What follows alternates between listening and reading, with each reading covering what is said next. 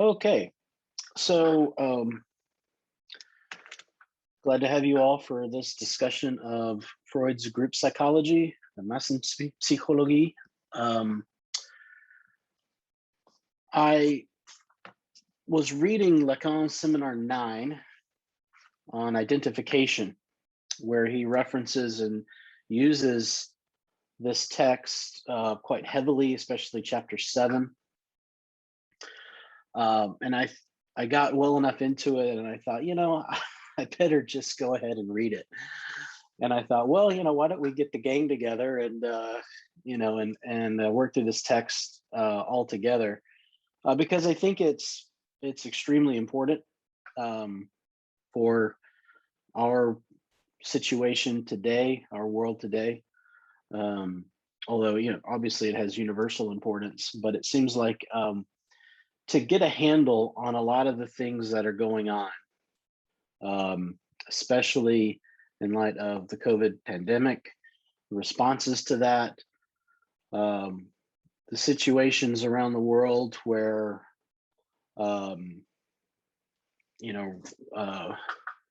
right-wing movements seem to be gaining a lot of force, and we see a lot of strange behavior from groups that coalesce around certain figures. It's good to kind of try to get a handle on what that may actually look like from a psychoanalytic perspective. So obviously we're going to be dealing with this a lot from Freud's perspective in this book. I, of course, and I think most of us here are also coming from a more Lacanian orientation. So there will be a fair amount of Lacanian reference points. I'll try my best to explain those as clearly as I can, although I don't want to shut out anyone else that has another perspective from another psychoanalytic orientation. I think it should always be the rule that we should be respectful of other orientations, even if we disagree with them, and we should feel free to disagree and challenge, but always in a respectful manner, of course. So with that said, let's go ahead and get into the text. What I'll do is I'll just walk us through the text and throw out a couple of points of discussion, and as you come across something in your reading, a point that you would like to make, raise your hand, and I'll call on you, and you can talk. And so we'll just get this going. All right. So, or I should say, just to begin with, any comments from any of you about this text in general, why you find it interesting, what it means to you personally, maybe what you want to get out of it. Any comments at all? Feel free to speak up. Can I start from here? Sure. Yeah. All right. So just a short comment. So really, I definitely agree that today or right now is the moment where this phenomenon of like group mindedness or groupthink, group thinking, whatever term suits us the best here. Well, Freud is definitely the most interesting figure to take an active interest in this phenomenon that we can think of right now.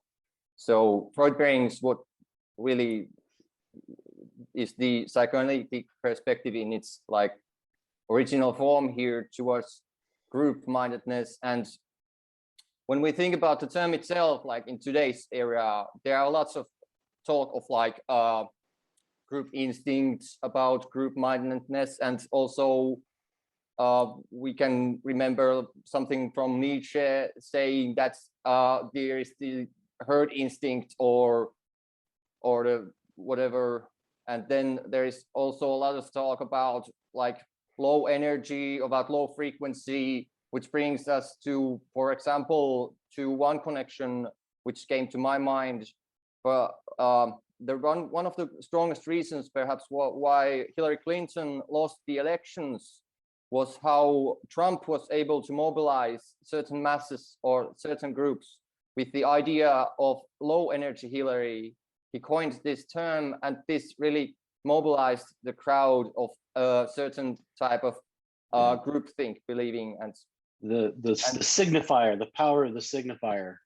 Yeah, and we're gonna not to go too far off here. I would bring this term of like being of high or low energy into connection with the groupthink, because as we will see, this type of characterization is really prominent already in Freud's time.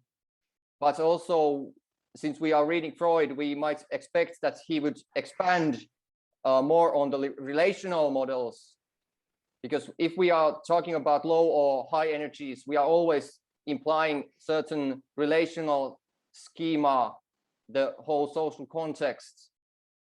So that's what initially came to my mind. Yeah. The running through my mind throughout this whole thing has been Lacan's discourse theory from seminar 17. So I'm also giving that a reread. I think that because Lacan defines what he says as a discourse, he says it's a social link, right? So if we're going to talk about any kind of group psychology, obviously we're dealing with discourse, and we're dealing with, as you were talking about, the power of the signifier.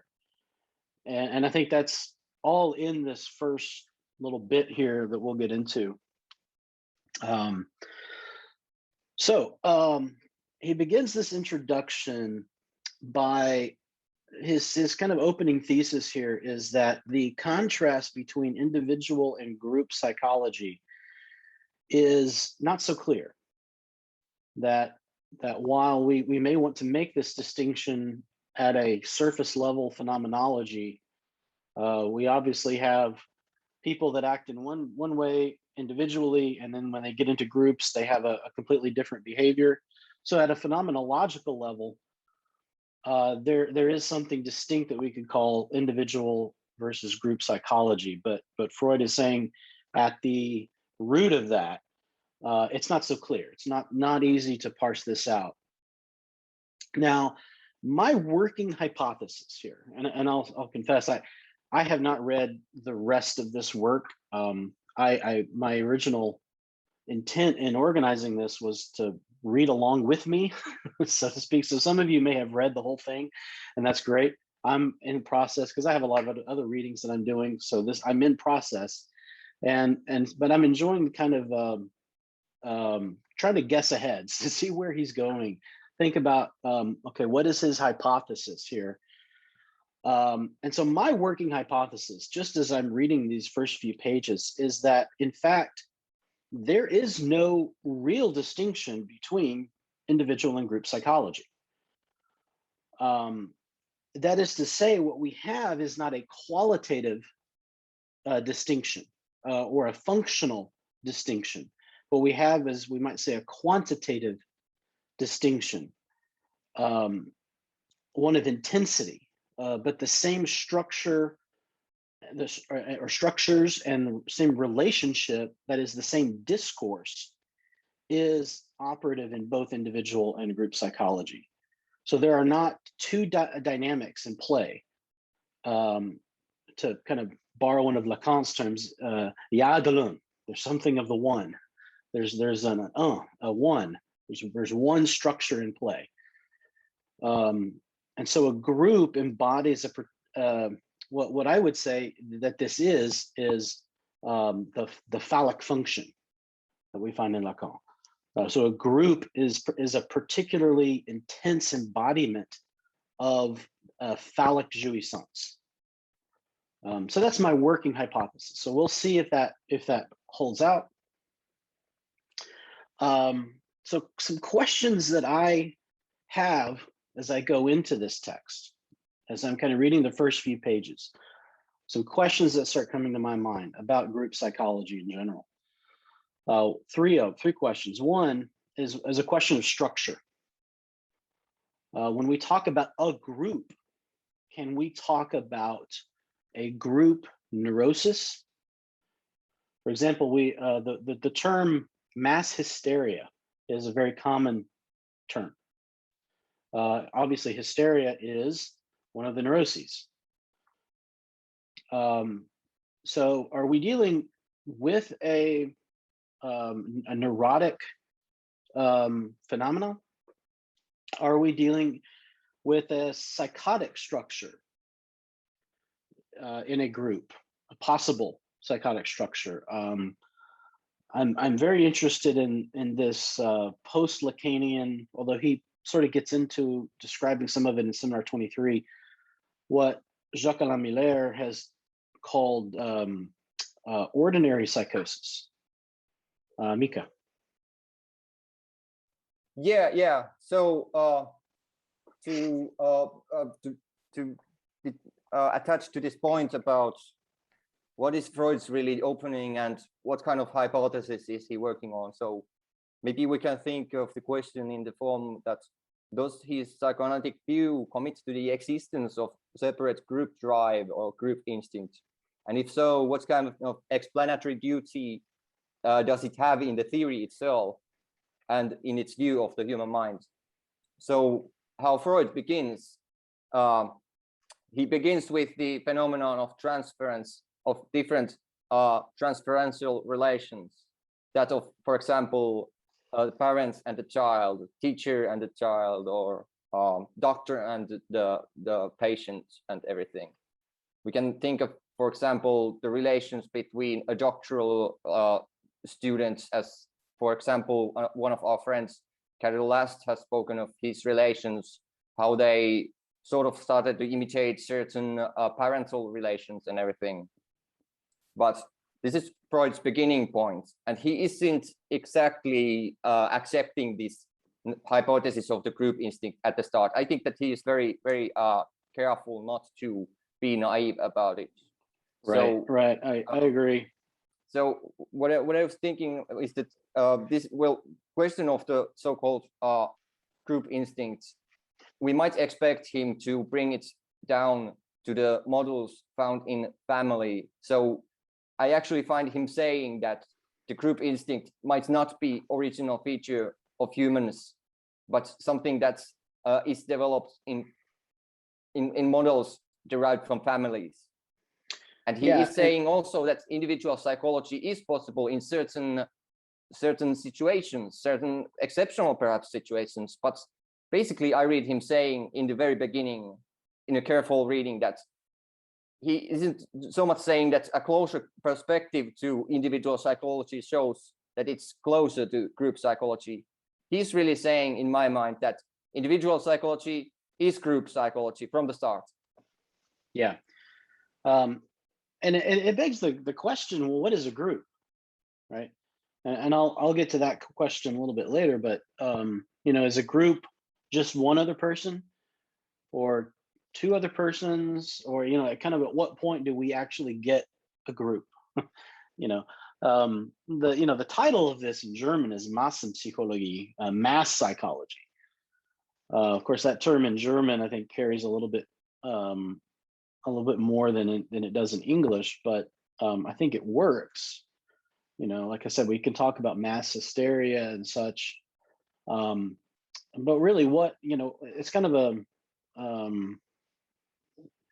not a slippery slope, but we can't really define the beginning point of a group or a mass necessarily. And Freud points out on that first page the relations of an individual to his parents and to his brothers and sisters, the object of his love, and to the physician.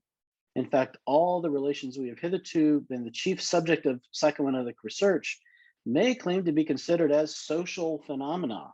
And when he said social phenomena, I circled that, and I immediately thought of Lacan's discourse theory as a social link.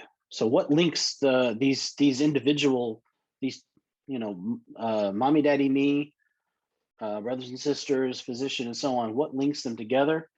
The discourse, language, and we'll expound on that a lot later. So Just to reiterate, I'm asking the question of structure.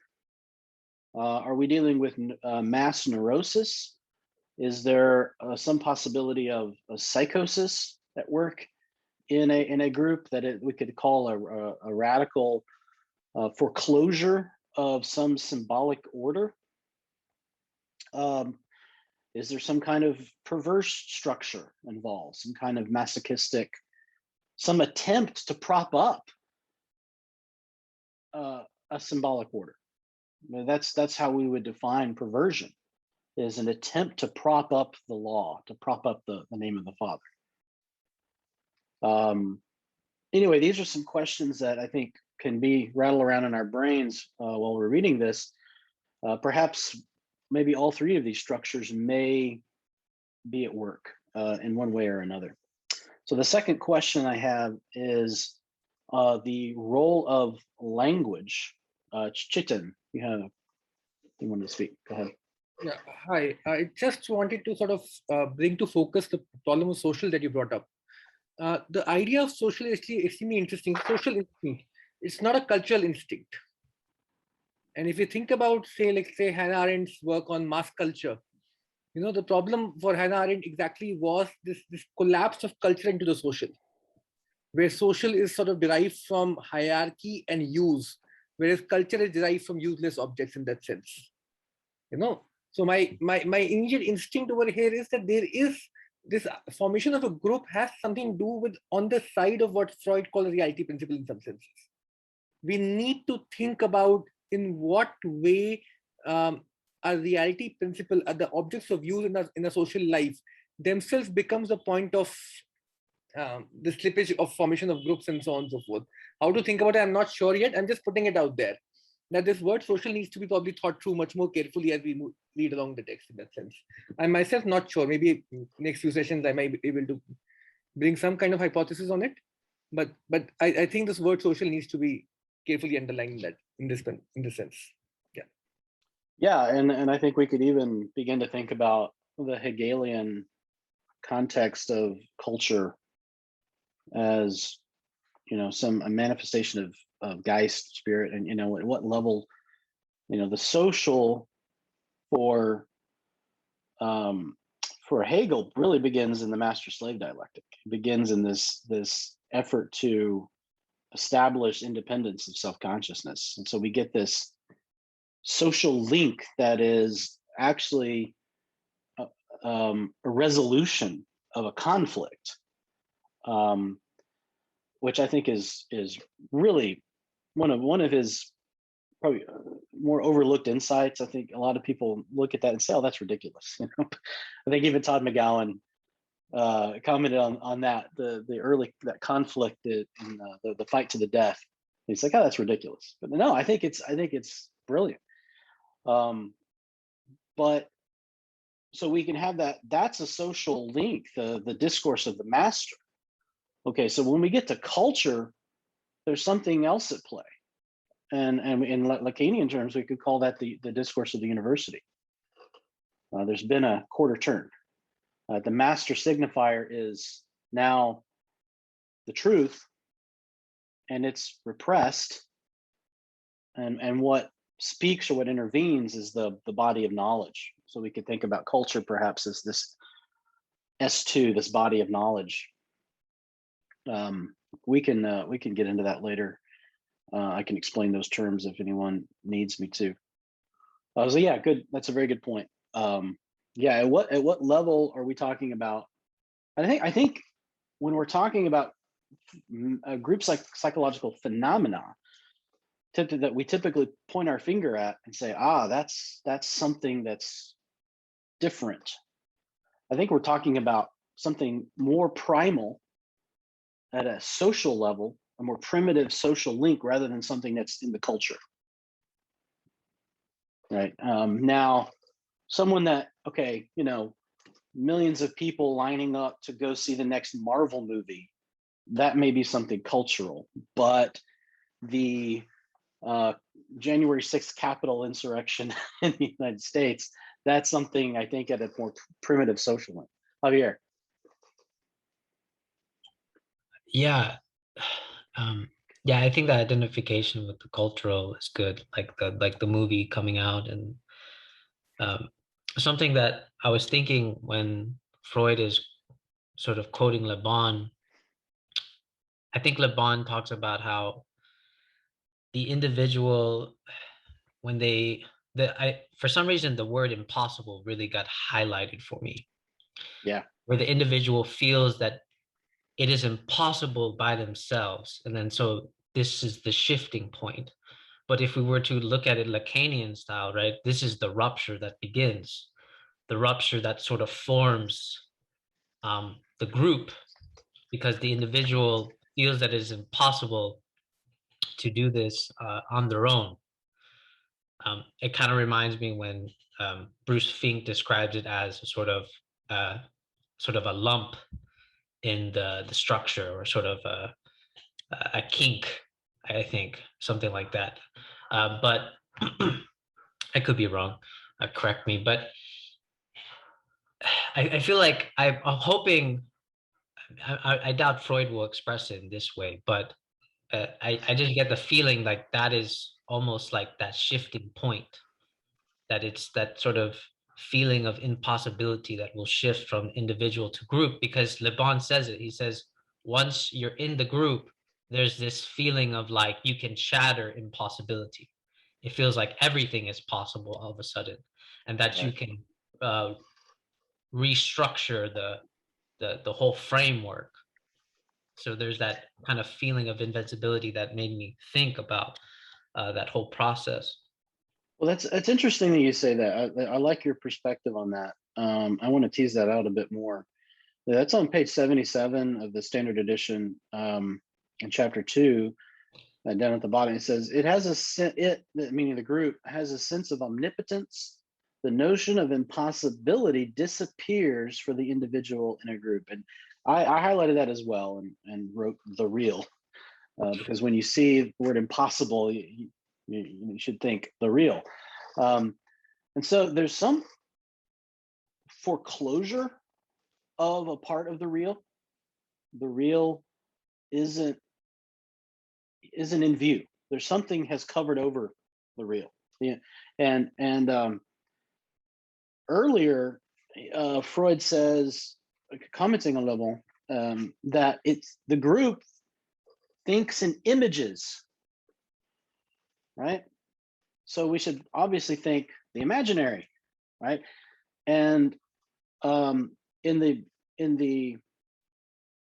schema of the Borromean knot, the imaginary covers over the real, right? So this strengthening of the imaginary, this infusion of the imaginary over the real, covering over the real, is really important. But what I like your point, Javier, is that this proceeds from an actual rupture of the real. And I think that's really, really good. A great point. Mika. Yeah, I would like to also, in this connection, bring forward to the developmental model that Freud gives in a very succinct manner in the very first chapter. So he is saying that, I mean the whole dichotomy of narcissistic and love relations and so on, and Freud is saying that the drive functions may disconnect from their primary social sphere, and this gives ground to phenomena in narcissistic areas. So in the larger perspective, I think that since Freud is talking about inhibitions, about how we overcome inhibitions, I mean, the tight connections between neurosis and inhibition, it becomes more and more clear in this work in Freud. But really, the ideal of the omnipotent or non-castrated ideal of the masculine organization, really what Freud is concerned in here is not some kind of degeneration of the mind, but maybe just some type of inhibition, which we can say is a product of a development in his model. Yeah, and those are there's a couple of things in there that I want to get to in depth a bit later. One of them is the issue of narcissism, and then the issue of the group as something that's coalescing around the uncastrated master, the primal father, the sovereign exception. Those are really, really important. Chetan, did you have your hand? Did you want to say something? I was just wanting to add this question of impossibility over there. And I think Mika's point is more interesting to think about. I just raised my hand down, but just to point it out very fast. The question of impossibility actually links to this question of that, in Lacanian discourse, the relationship is formed through the non-relation. Non-relation is a productive site from which all social relations emerge, isn't it? Yeah. And when, say, Zupančič sort of writes about it, she sort of talks about this idea that you cover the underlying negativity, and Yeah, modern capitalism becomes one such point. Group dynamics also gives us the same kind of certainty.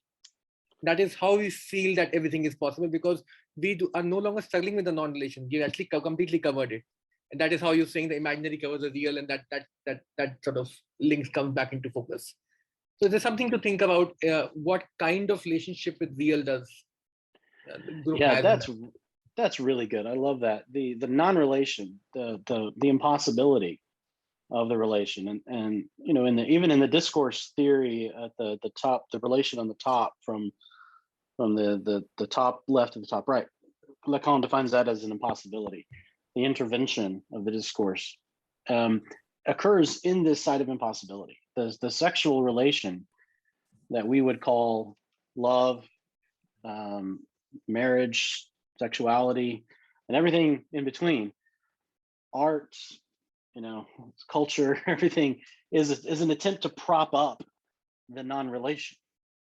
It's an attempt to create something there where there is nothing. And so if we extend that more universally to the group, out of this impossibility of a relation, a social relation, we might even say there is no such thing as a social relation. That in any discourse that occurs in the social link between two or more people, there is some impossibility there that is creating a site where something can be created to prop up that relation. But there's the impossibility occurs in where there's a something there that breaks down, something there that doesn't quite work.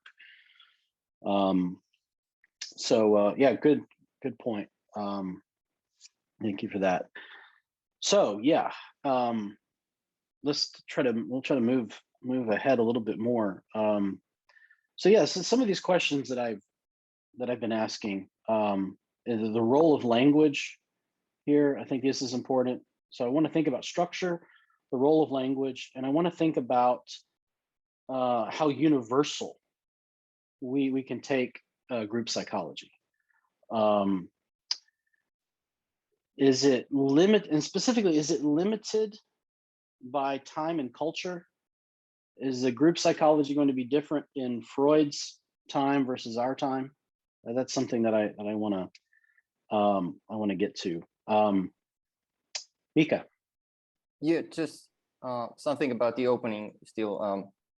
I think that we could say with confidence that Freud is in some way in here bringing, in connection to the discussion about non-relation, he is in a way, I think, bringing the whole phenomenon of group instinct back towards some original formation, which itself is not, we could say, natural for humans. It doesn't come naturally, but it's established as an achievement. And to a little bit, what Freud is saying is he's saying that the narcissistic functions that we find in our group activities, they are established from a social origin, namely the family model.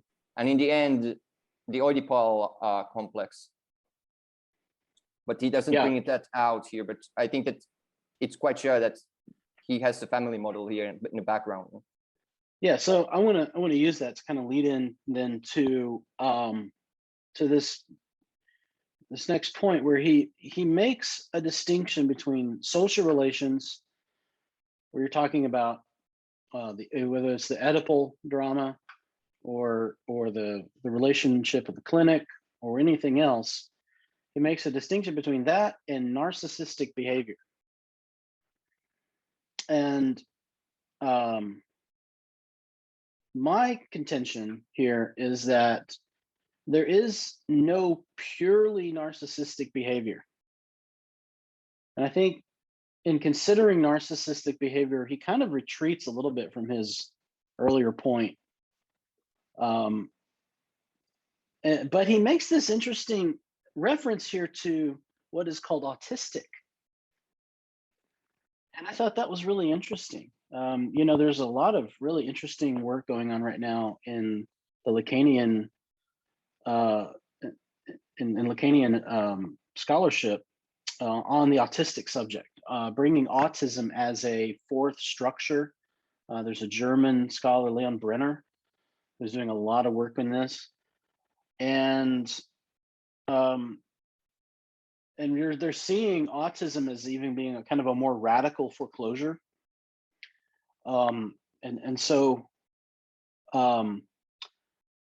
is my question, and Mika, I'll let you pipe in here in a second.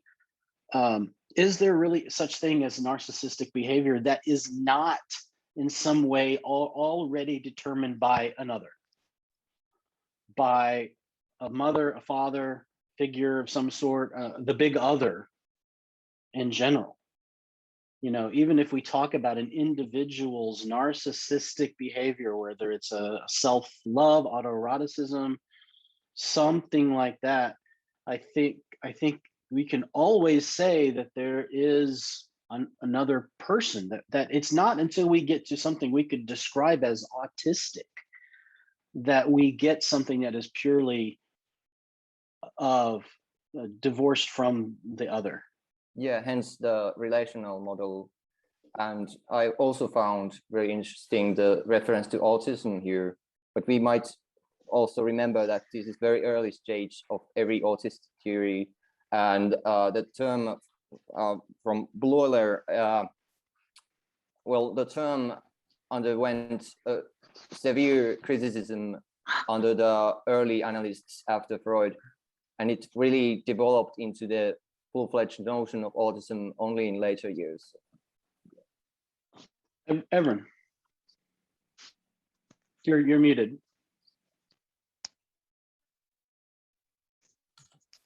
I mean, regarding the narcissistic behavior being related with the other, doesn't also Freud claim that there is no distinction, there is no boundary between individual psychology and social psychology, because the other is always there as an object, as an helper, as an opponent.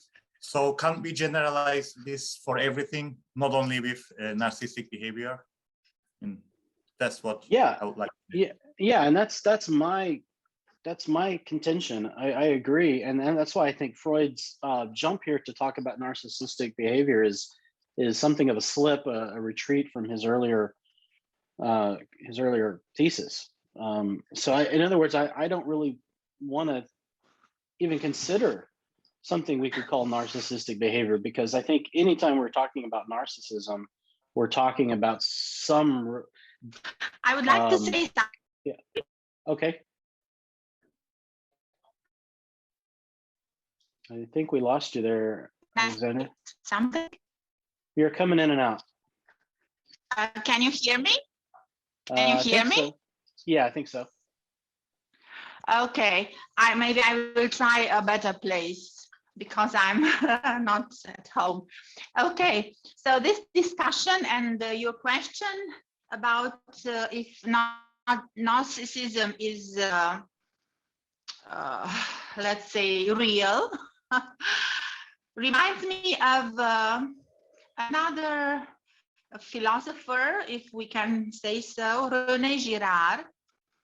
And this idea that my desire at the beginning, the desire of the other. So my desire is your desire. And I by the process of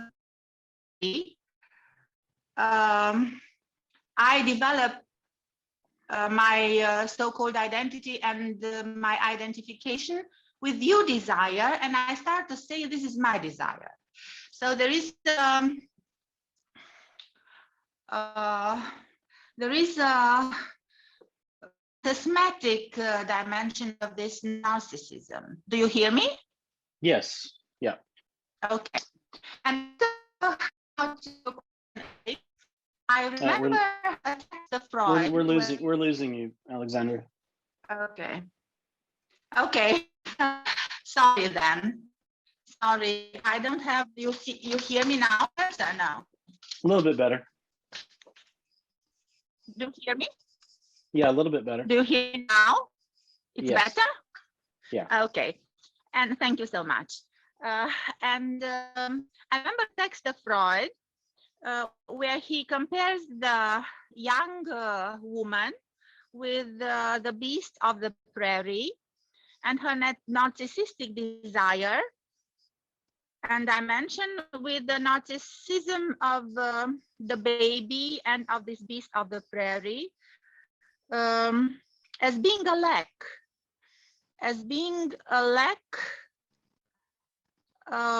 because at the end, the narcissism is just an image, is not something real. It is a phantasmatic image of yourself in the water, as Narcissus got in love with his own image, which was not real. So it's a lack that we could explain by the fact that narcissism is the desire of the other. So I want that you desire, I desire, you desire. I don't know if I'm clear enough. Yeah, that's the basic Lacanian thesis of the mirror stage, right? And what underlies the concept of hysteria. The hysteric desires the desire of the other. Not the other directly, but the desire of the other. And in the mirror stage, the specular image is a méconnaissance, a misrecognition that has something of the other in it. The ego ideal that is organized through the specular image is something that comes to us from the other. I was reading Darian Leder's book on jouissance a little bit last night, and he gets to a part where he describes a clinical vignette of a woman who was rubbing her arm, scratching her arm to the point where, you know, she was tearing her skin. And it came out in analysis that she had just recently, her father had died, and she touched his arm and noticed how cold it was. And so her scratching of her arm was this attempt to warm up her father. And so even with this narcissistic behavior, whatever we do to even to our own body has this mark of the other in it. Chetan. I'm probably wrong, Eric, but I just wanted to put it out there. As far as I understand, narcissism is a point when you start deriving sexual pleasure from your ego itself. That's the basic, I think, Freudian thesis over there about narcissism. That, you know, there's a point at which you can derive sexual pleasure from your own ego. I think it is. Well, so the question there is which ego? At which point in the development? In other words, are we talking about the ideal ego before? And I'm thinking here about the graph of desire, before the ego traverses through the big other, right? Or are we talking about the ideal ego that is after the ego has been marked by the signifier? And I think that's exactly when we're talking about narcissism, we're talking about that particularly. That's true. That's where I was Yeah. coming at. That is one kind. But when you talk about group dynamics and group psychology, when using narcissism in that context, then it becomes more interesting to think about what kind of ego are we talking about. Yeah. Because if you talk about ideal ego in group dynamics, it becomes a very different kind of a question. Yeah. Just to sort of put it out there. I may be wrong, but it would have to be a question of the ego itself, not the ideal ego, if you make the distinction in that sense. Right, and I think it, if we are dealing with the ideal ego that is before the ego traverses through the big other, then we're talking about psychosis. That short circuit in the graph Exactly. that's psychosis. That's the foreclosure. Yeah. Good point. Okay. Okay, I would like to say, because you mentioned what about the group and this narcissism of the group, I would like to mention again the same René Girard with his theory of the scapegoat, that the group, and to compare it with Freud's theory, that the group, in order to be unified, the group, in order to become unified and to as an identity, the group needs a scapegoat. I don't know, the psychotic, some minority. So the witches of old times. So somebody who is different, and then they need this scapegoat. They need to sacrifice him in order to find a meaning and an image of themselves, a unified image as being a real group without Alexandra, no relation. But it's just an unconscious process and very heavy one. What do you think about that and the relation to psychoanalysis? Alexandra, just to sort of point out, I don't remember Girard very well. I read his Violence and the Sacred long time back. But for Girard, this idea of scapegoat exactly comes to the point where a group doesn't become a group. There is not a collapse into the group. That is where you need a scapegoat, if I'm not wrong. Would you agree? Because I think we're getting to the point here where sort of what Zizek describes in the sublime ideology, sublime object of ideology, is this notion of where the universal group closes into a universality, that there's this excess, there's this something out there that defines the closure, right? Now I think that can work in a group, and there are I think, well, at the very end of the chapter 3, in considering McDougall, he's going to talk about the principal condition of rivalry, where there's the necessity of some rival outside group. And I do think, like, and I mentioned earlier, I do think we are dealing in a group. We are dealing with something that is fundamentally phallic in nature, something masculine. We are dealing with a masculine structure, and so that is going to be something that's a closed universality. The all X. It's not the not all, right? Mika. Yeah, with regard to the whole issue of psychology of narcissism and groups, I think that we need to bring into mind the focus that Freud has when he is discussing his view in the second chapter, in the opening. I mean, he is basically teasing out this idea, or giving out this problematic of, if we were in some ideal situation to explain an individual psychology exhaustively, there would still remain certain things, remain certain excesses, which would not be explained by this individualist psychology. So what I would like to highlight in this situation is the fact that there is a predominant psychiatric discourse, which claims usually against Freud that yes, Freud had some really keen insight into things, and he gave us a clinical model, operational concepts, everything, but that his ventures off the clinic, off the couch, into group psychology were ill-placed. This is what they usually bring forward against Freud.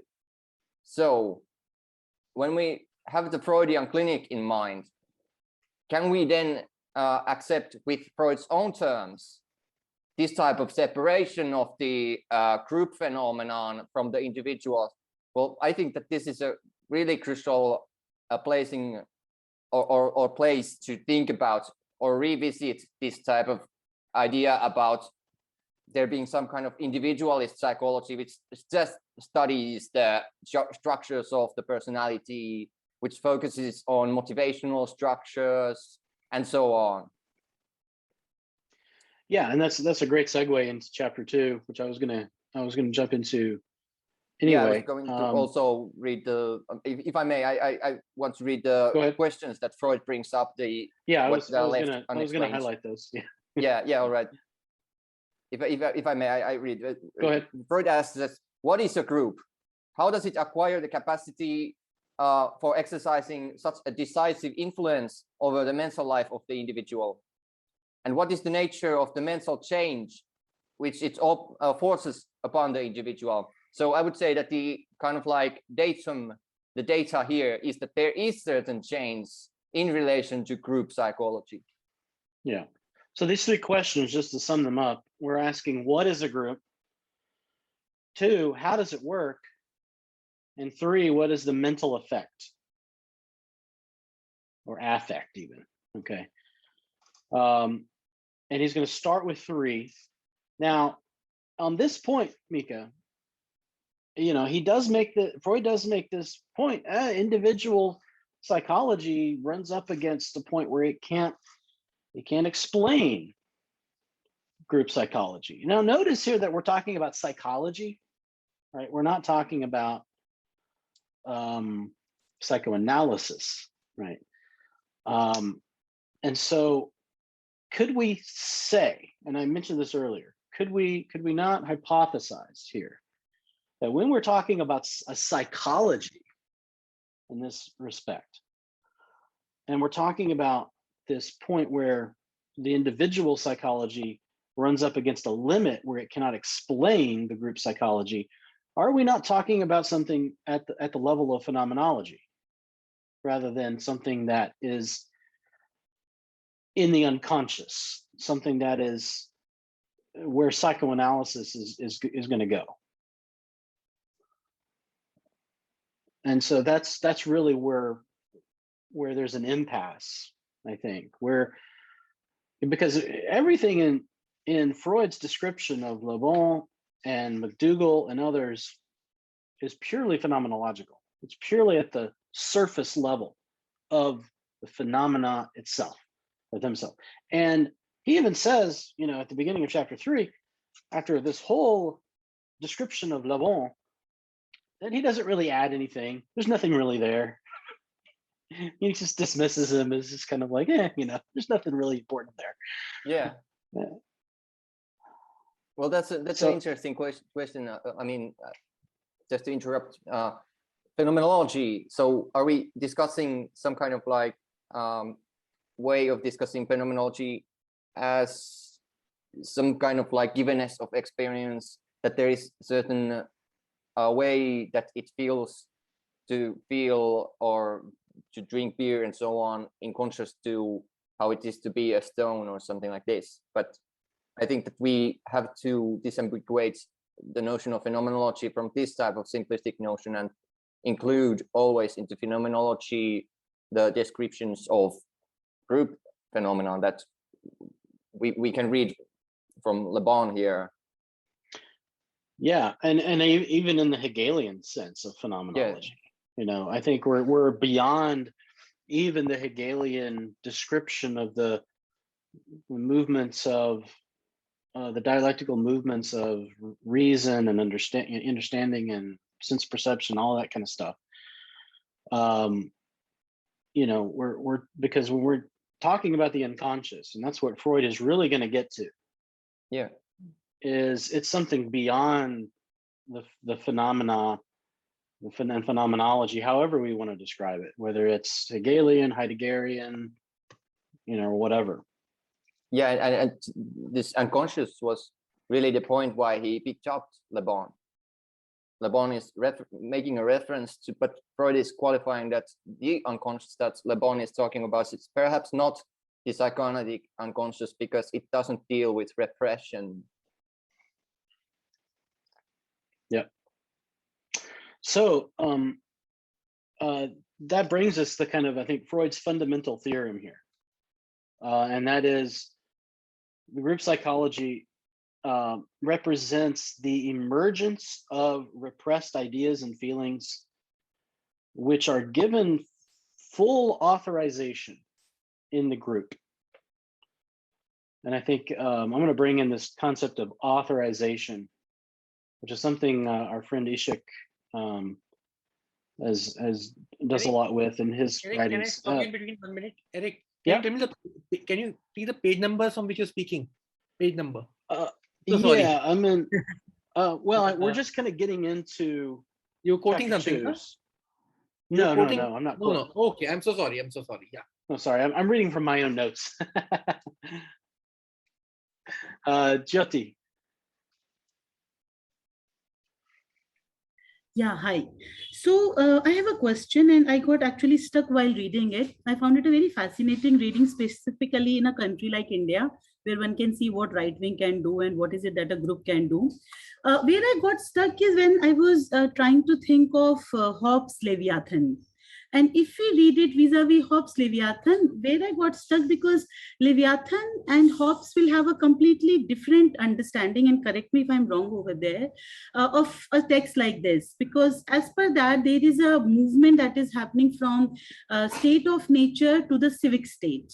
And in that movement from state of nature to the civic state, whatever is base in any particular individual, how that is kept under check, and only then something like a group can be formed. I found that of a completely different reading, and I have not finished the book, so that's my submission here. Maybe Freud is taking care of it in the coming chapters, but specifically in the first 2 chapters, I had major difficulty in posing this vis-a-vis that prominently sociological reading.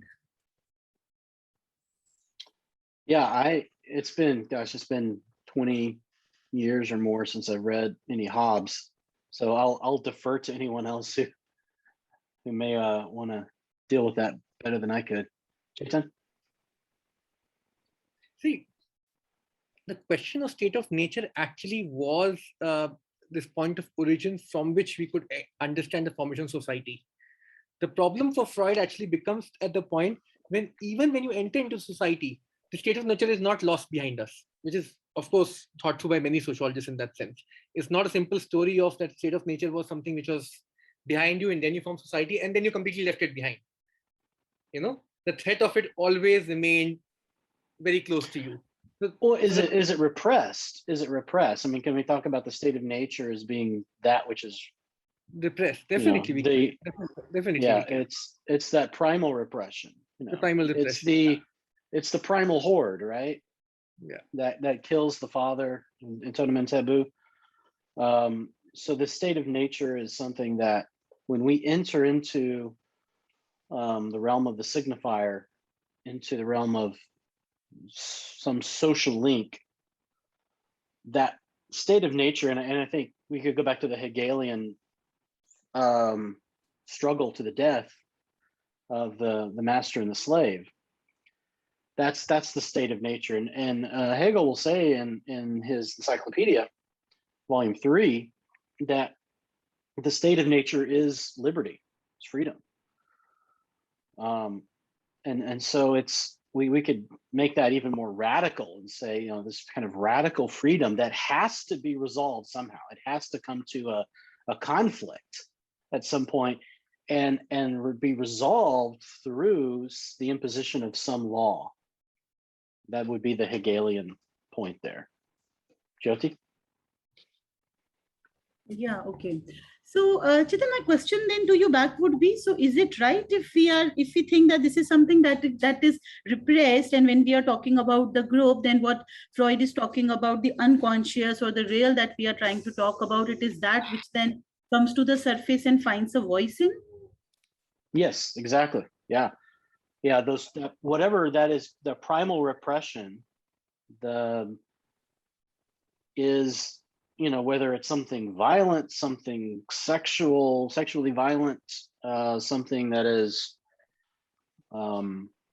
whatever it is. Yeah, that what is normally repressed is given authorization, is allowed to come into consciousness in the group setting. And so the question is, how does that happen? And of course, I have a hypothesis about that from a Lacanian perspective, but we'll keep that in abeyance for now. But yeah, I think that's the fundamental theorem that Freud has here. To me, it gets a little more tricky, Eric. Actually, it's not simply that it gets authorization. Group also is a point at which what is repressed, itself changes its dynamics vis-a-vis the individual. It's no longer simple individual repression that I have repressed something and I'm putting something of myself at risk to actually satisfy that desire. In a group setting, you are no longer the individual who's doing it. There is something of a group that gets formed over there through which these are mediated now. Yeah, and that's ultimately what I mean by authorization. Yeah. Now, it's not simple authorization, Eric. Authority is a different problem there. There's something more happening there, that it's not simply my desires are getting authorized to the group. That is one problem. Something more is happening there in the sense that my desires themselves change according to the formation of the group. Yeah.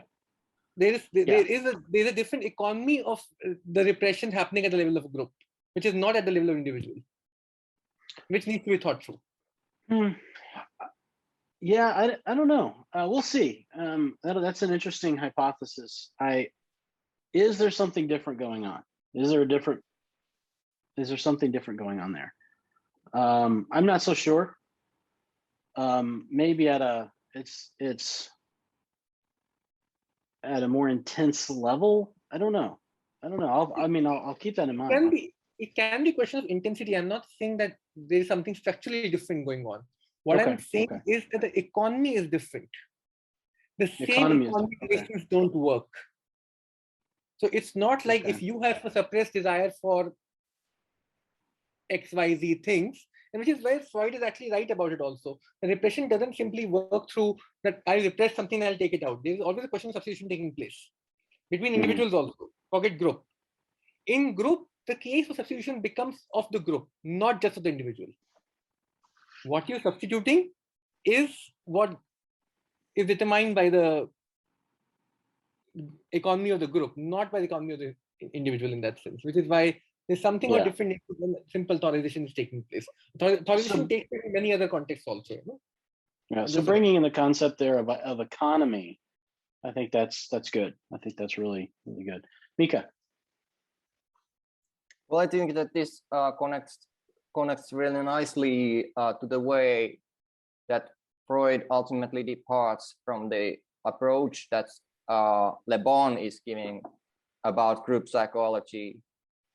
So the kind of phenomenological description of the group behavior is something that Freud finds really, really, really workable and good in Le Bon. But ultimately, Le Bon has to say something about how a group becomes an obedient herd that cannot live without a master.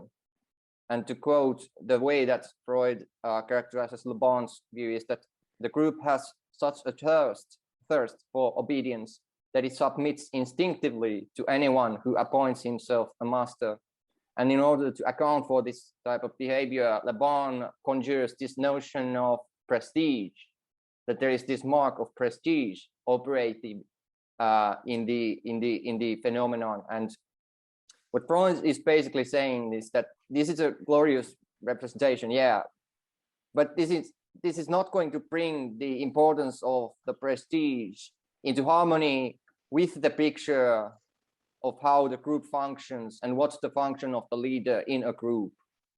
So back in my mind, in reading in all this is, of course, the way that in the political situation, there was all kinds of groups like forming even prior to the Great War, and I mean after the Great War, but before the second one and so on. But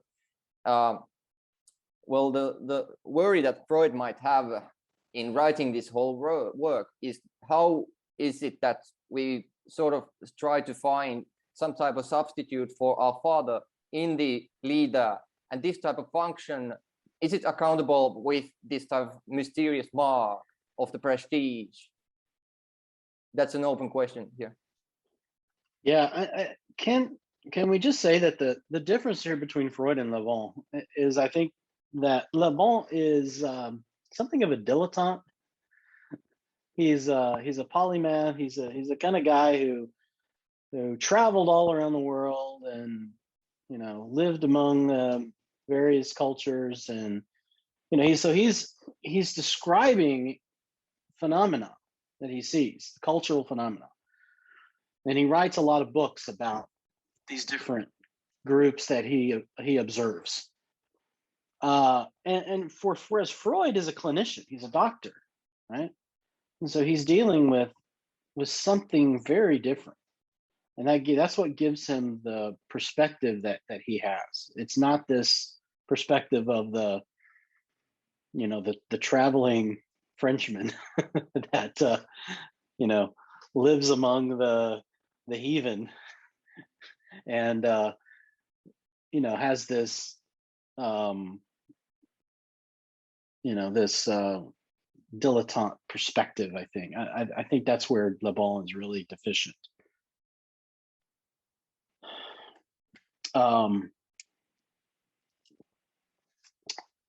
There is this notion here, we can just kind of move in through this text a little bit. Le Bon's notion of a contagion is interesting. Although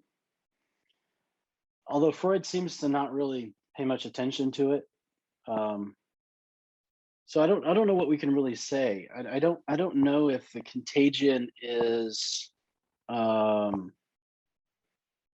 anything in particular that. But I guess what I'm thinking is how, in either Freudian or Lacanian terms, how would we describe this phenomenon of the contagion? What is that? I think Is when we think desire is also desire of the other.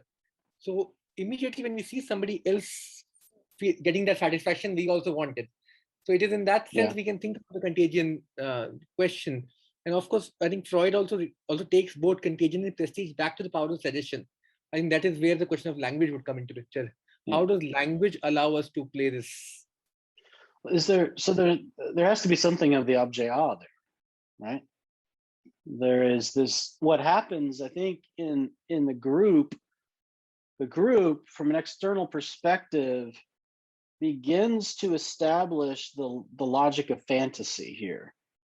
The barred subject, the lacking subject, sees this objet a, this something of the other, and begins to structure a relationship towards it. And that's I think that's a good description of the contagion, what's going on there. Any other comments on that? I think that the notion of contagion is for Freud here quite ambiguous, and he's a bit dissatisfied because of that. And on the one hand, we can think that the group sort of introduces cultural life for the person, necessitates a virtuousness and everything. But on the other hand, contagion as some kind of mental degradation that happens, which Freud brings always back to inhibitions. But it's certainly for Freud something that he finds interesting, but I think that he's trying to bring it back towards more original formations. there's obviously there's something here, especially on page 74, standard edition, that we could call the superego that comes into play in the group. This, and especially seen here from this Lacanian interpretation of the superego, as that which commands enjoyment, that which commands jouissance. And that is, I think, really key. That when you're talking about inhibition, the inhibition is thrown off. How? Why? Because the big other commands it. Because the superego commands this enjoyment. So he says, from our point of view, this is on the bottom 74. From our point of view, we need not attribute so much importance to the appearance of new characteristics. For us, it would be enough to say that in a group, the individual is brought under conditions which allow him to throw off the repressions of his unconscious instinctual impulses. And so with this throwing off of the inhibition, the repression itself is, I think that is the operation of the superego, isn't it? Something that's commanding the enjoyment.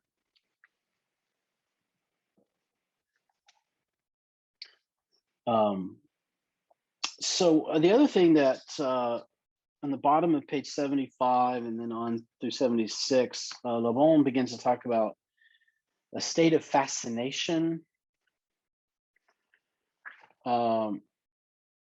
that one finds in a hypnotic state.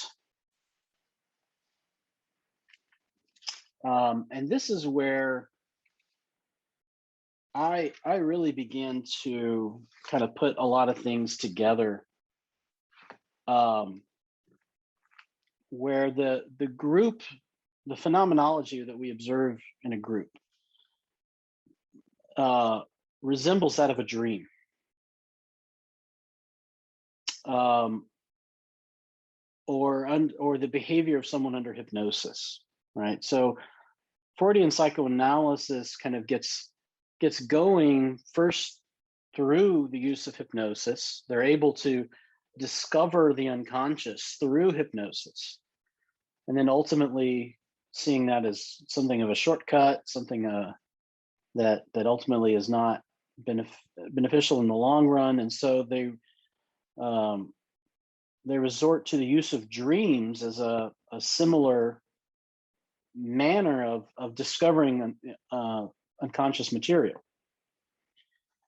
And so what comes out in a group phenomenon is the same repressed material.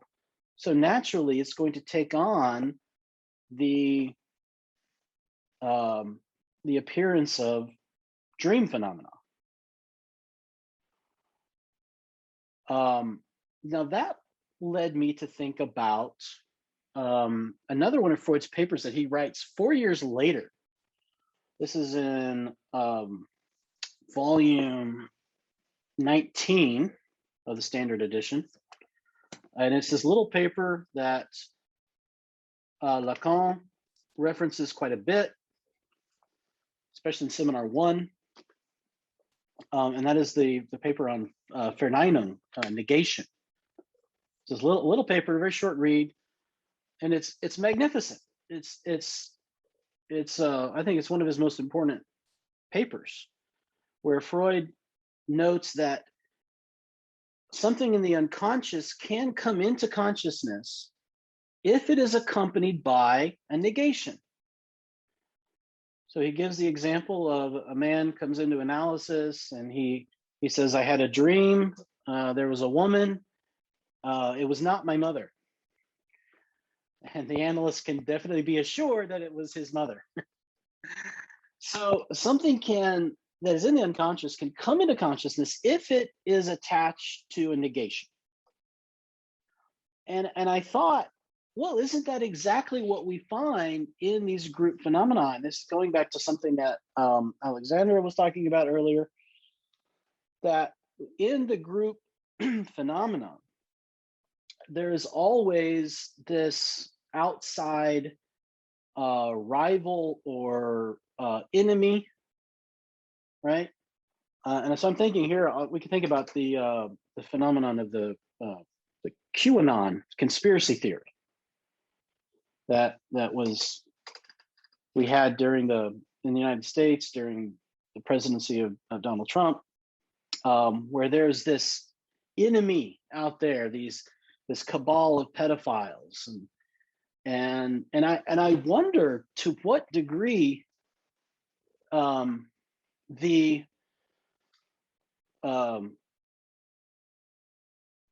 that unconscious material is able to come to the surface in the group phenomena, able to come into consciousness by being attached to this this signifier of the enemy that acts like the negation. Does everyone can understand what I'm talking about? So by, for example, by having this enemy that we are negating through our presence in the group, that is what allows unconscious material to come out. Mika? Yeah.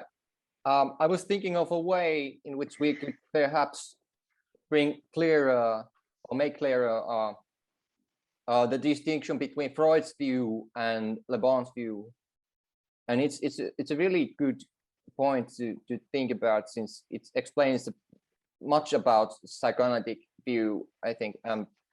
But basically, yeah, when we think about, for example, what we could discuss in terms of like mass phenomena, mass some kind of like events where people gather together under the aegis of one signifier of, let's say, the evangelist, preacher, or maybe some kind of like rock artist, even rock concerts. And what is coming to my mind is also the way that Zizek talks about Gangnam Style as really crucial phenomenon. We could go on perhaps more about that, but yeah, since Le Bon's theory has its limits, it's a way of approaching this type of like mass trance of becoming enchanted by certain repetitive movements and everything, resembling dream, resembling hypnosis. It says that this type of phenomenon is relying on some kind of archaic heritage, which Freud quotes in a footnote. And this archaic heritage might be a part of the mind that is unconscious but present. But what Freud is bringing as an addition is that there is this unconscious repressed, which you were talking about in terms of negation. So the type of approach that psychoanalytic view brings, in addition to recognizing the hypnotic phenomenon, is that there might be a type of material in separation of this ancient heritage that has an original repression with it.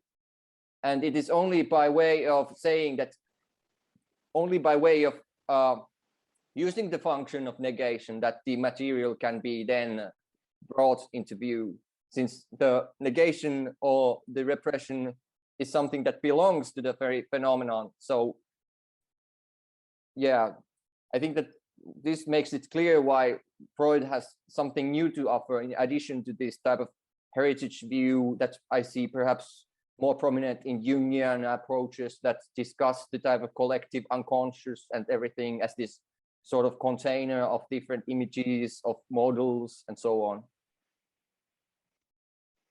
Yeah, I think about Donald Trump began his campaign way back in 2015 with that famous speech at Trump Tower about, said the Mexicans, they're not sending their best. that they're sending their rapists and murderers and such. And that was very galvanizing, so he starts off his campaign with this galvanizing speech where he's identifying this enemy, this threat. And I think that's what allows a lot of repressed animosity, repressed racial hatred, racism itself, which I think racism is something that occurs at an unconscious level that is repressed. Where we see racism come out is specifically where there is something that allows it to come out of the unconscious and spill out. Because if you ask someone who's racist, unless they're a Klan member or something, they're going to say, "Oh no, I'm not racist. I have a black friend," and so it's like, right? But if you start to, it's so funny, if you start to talk about racism with someone that is racist, you start talking about Black Lives Matter or something, then they'll get really worked up about it. Because they'll start to find the resistance there. And I've noticed that in my own just conversations with people. If we start talking about, racism, we start talking about capitalism, with someone that is ardently capitalist, they'll easily talk about certain, phenomena in society where, obviously things are bad, and they'll lament the state of our society. But if you start to point at racism or capitalism, then they get worked up. The resistance starts to come out. There's something repressed, right? And so, but if we have this enemy, this group that we can identify, that is an avenue, I think, for unconscious material to come out and to begin to be felt. Chetan. Just sort of pointing out on page number 86 of my book, this question of enemy becomes interesting because one of the ways to raise the collective level of, raise the level of group was exactly to bring two groups in rivalry. If you read the third is that the group should be brought into interaction, perhaps in a form of rivalry with other groups, similar to it, but differing from it in many respects. So I think Alexandra is not here, but this question of enemy needs to be thought through very carefully also. It's not a simply any form of enemy would do that. Something about the nature of enemy that we construct.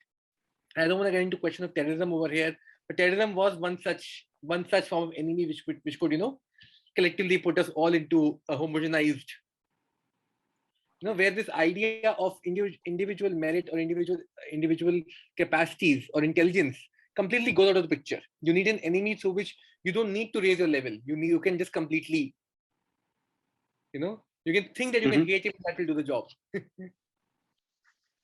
Yeah. Everett.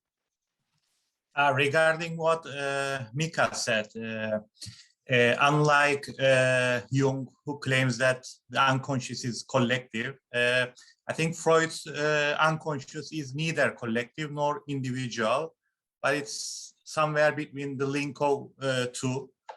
So I think here the question is, so what is the nature of this unconscious? So it is neither collective nor individual, but resides between the link of these two. I think this is what we can think. And that's the nature of the Lacanian unconscious, is it not? If you look at what he talks about in the beginning of Seminar 11, or his schema of the two tori that are linked together, right? The subject and the big other. The unconscious is something that begins in the subject and detours through the big other and comes back into, the Mobius strip kind of thing, So yeah, it's where the subject and the big other form a seamless entity. Yeah. I think Mika had his hand just up. a short comment about the unconscious. I think that, the fundamental disagreement is real, yeah. And whereas in the Jungian view, there is a certain type of like immersion into collectivity and so on, as some kind of like foundational moment for the individual. And we can think about how much of these group phenomenon of being entranced by some kind of mass phenomenons. Think of the Church of Scientology, for example. How much of their activity is just this type of like immersion into some kind of hypnotic states, or perhaps even a kind of collective dream. But in the really crucial question about the unconscious, I think that what kind of clinical picture does it imply? Well, in the at least in the Zizekian articulation, the unconscious is really a specific kind of fragile, specific vanishing moment, and what he calls appearance. So what kind of clinics does it imply? Well, it isn't the kind of clinics where the expert has a picture of the mental map. It is a picture where the patient or the analysant really is the expert. I mean, they know about the unconscious material, but it is a knowledge whose ontological status is that of not existing. Or perhaps we can even say that it exists, but it doesn't exist as a knowledge.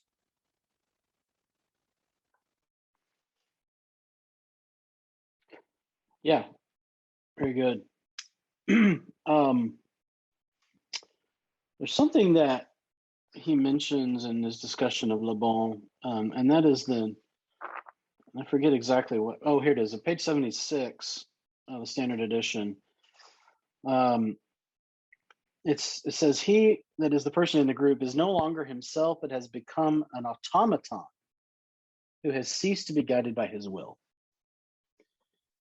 This word automaton then brought to mind the chapter in Seminar 11 of Lacan, the Tiki and the Automaton, where the Tiki, or what Tiki is the Greek word for chance or luck or happenstance. It is we could even call it an instance, to use another Lacanian term, the instance of the letter, the instance of the signifier that makes an initial cut, right? This master signifier. The appearance, the intervention of the master signifier is this happenstance. Trump gets on stage and he says something that makes a cut, you know,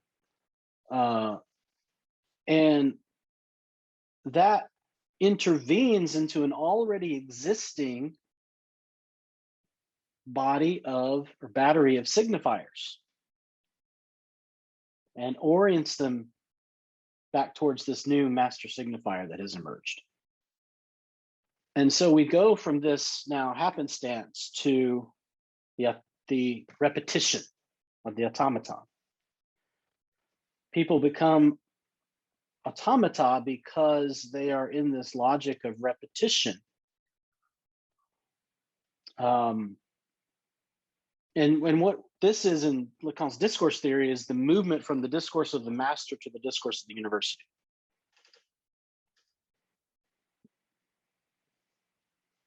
Where in the discourse of the master signifier intervenes into the battery of signifiers, produces the objet A, produces the lost object, the gap, the loss that is felt, that causes desire,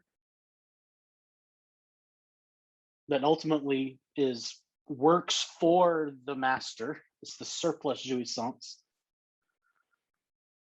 But then we make this quarter turn, where now it's this battery of signifiers that is intervening in that lost object, the objet A, and it produces the barred subject.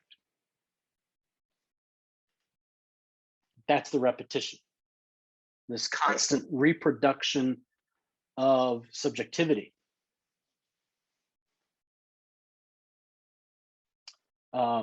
And so I think the logic here of the group is there's this initial discourse of the master, this initial cut of the signifier. And then from there, we are in the discourse of the university. That's kind of the cruise control of this group psychology.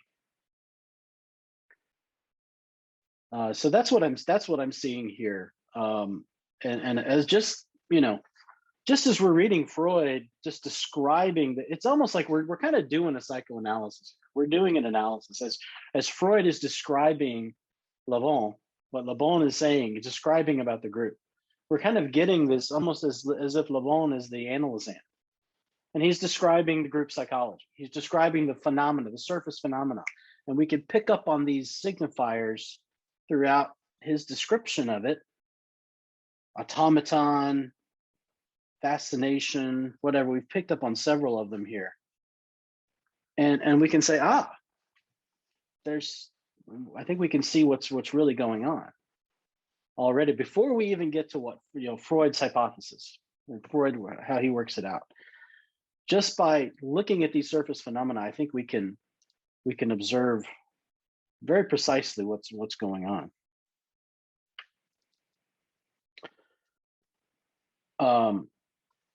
On page 81, just jumping ahead a little bit. Oh no, not 81. I'm sorry, 79 or 78. Bottom of 78. Yeah, go ahead, Mika. May I still connecting to the notion of automaton here? Well, what is in Le Bon's mind here is the kind of disappearance of some kind of conscious personality. Le Bon is saying that the conscious personality sort of evaporates, and the predominance of the unconscious becomes real then. So the individual in then becomes some kind of like really becomes susceptible for suggestion and contagion of feelings and ideas and so on. So the idea of automaton to bring things together to how we started today speaking. I mean, you brought up the notion of discourse as really crucial in here, but also the relational understanding of energies and so on, and not succumbing to naive visions of individuals being these psychological units with motivational structures and so on. Not to go into that model, we really have to think about the type of like the fundamental Lacanian motive of autonomy of the signifier here. So maybe we can think of the function of the group as some kind of like autonomy of the signifier, as some type of automatism of the signifier, as the symbolic networks in which the subject gets caught into, which is really the Lacanian split subsets. And in his early work, Zizek, in the sublime object of ideology, really finds this notion of automaton from already in Pascal, and he thinks that this Lacanian definition of the unconscious is this dead letter, senseless letter, the automaton, that leads the mind unconsciously, in the sense of sans le savoir. So sorry for my bad French, but yeah.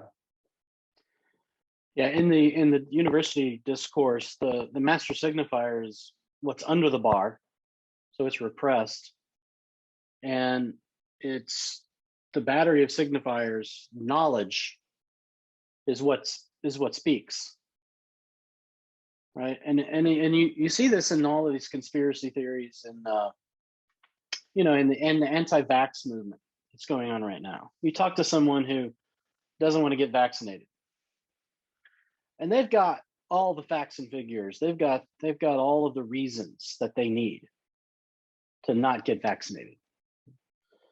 You know, whether it's some pseudoscientific, pseudo-medical reason, you know, it's not approved by the FDA, or it's, you know, whatever, or it's some, you know, religious, you know, some that's the mark of the beast, right? Or you know, it's Bill Gates is going to inject his DNA or something like that. You know, there's a battery of signifier of knowledge, and Lacan says in Seminar 21, he says knowledge is invented, right? It's invented by this intervention of the master signifier in it. So they have this knowledge, right? The master signifier is repressed. So what creates the automaton is already repressed. We have this body of knowledge that appears at the level of the phenomena. And so, you know, if we are looking at these group psychology phenomena that we find in the conspiracy theories and the various movements that we observe in our day to day, we want to attack them directly at the level of the body of knowledge. We want to argue with people, right? And we get nowhere with that. You can argue with an anti-vax person all day long, and you'll never get anywhere, because what is producing that knowledge has been repressed. There's a master signifier somewhere that's been repressed. And it's not until you can begin to bring that out and untangle that, attack that master signifier. And how do you do that? You have to get into the discourse of the hysteric, right? Because the hysteric is where the barred subject is intervening into the master signifier. And so these group phenomena are going to be in a deadlock until we can somehow move into that hysterical discourse. I just want to answer Jyoti's question about the edition I'm using. I'm using the standard edition. I have the set, and this is the English standard edition paperback, vintage press. I ordered it from Karnak, which is a English bookseller. Which volume is this? This Because there is are a couple of volume. volumes. Yeah, this is volume 18. 18. Okay, yeah. Thanks. Yeah. Yeah. So I don't know what exists out there. I mean, obviously it's in public domain, but the standard edition is. Yeah, it does exist. Thanks. Okay. So I wanted to. I'm sorry, Mika, go ahead. Yeah. So this idea of the group as some type of like collection of knowledge, we could say.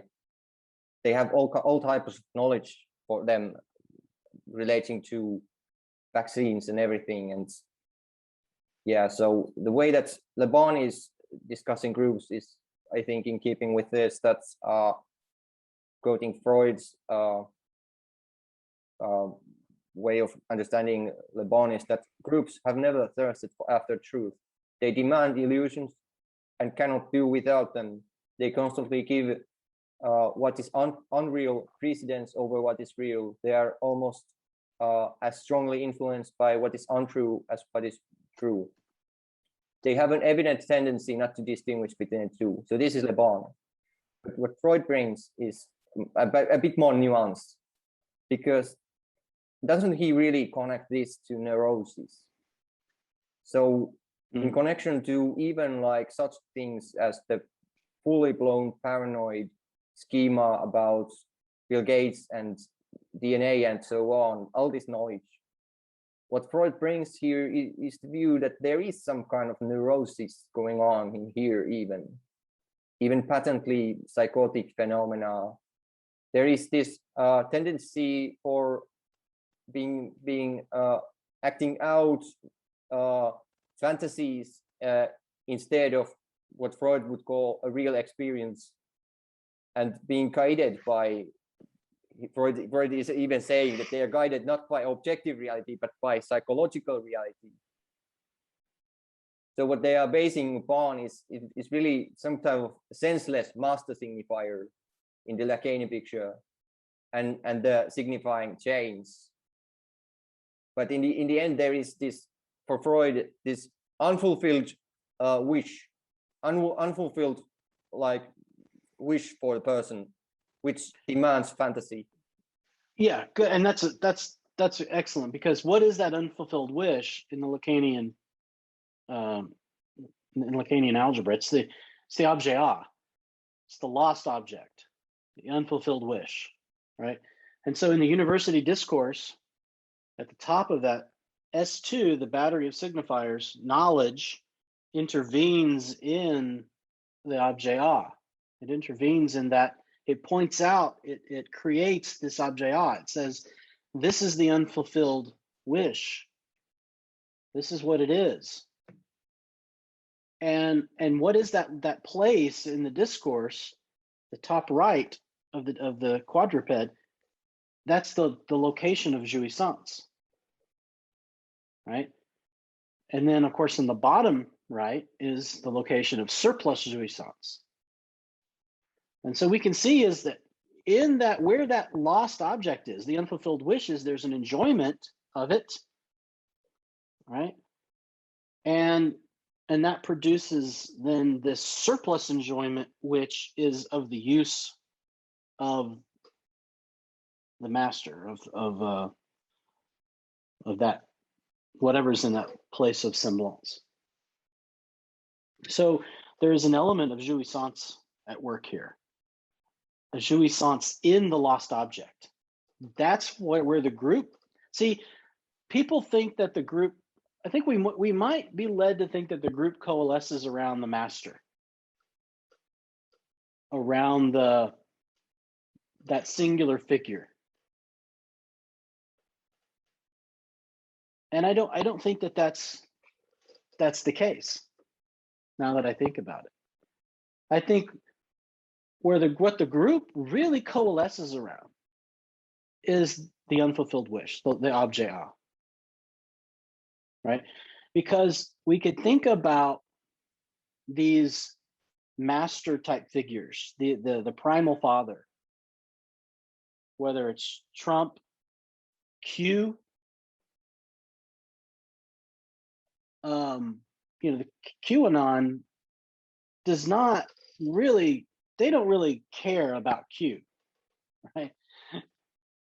Because whether Q is dropping his the Q drops or whatever, doesn't really matter.